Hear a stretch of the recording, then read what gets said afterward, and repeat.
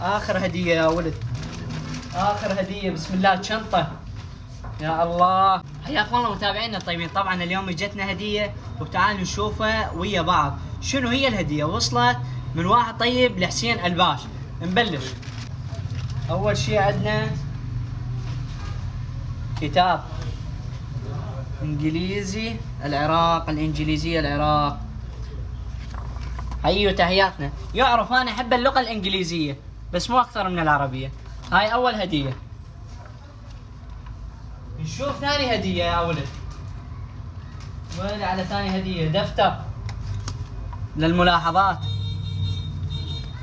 ايوه بنصائح هذا الدفتر. تحياتنا لك انت اللي جبت لنا هاي الهدية. يلا خلينا نشوف شنو المفاجأة الثالثة. طبعا المفاجأة بالاخير فشي. ايوه انجليزي ملون. ويلي تحياتنا لك. يعرف انا احب الانجليزي. ويلي عليك، احلى رسومات من الانجليزي. خلينا نشوف اخر هدية. ايش تتوقعون هي؟ وعليكم السلام. اكتبوا لنا بالتعاليق. يلا اخر هدية يا ولد، اخر هدية. بسم الله، شنطة.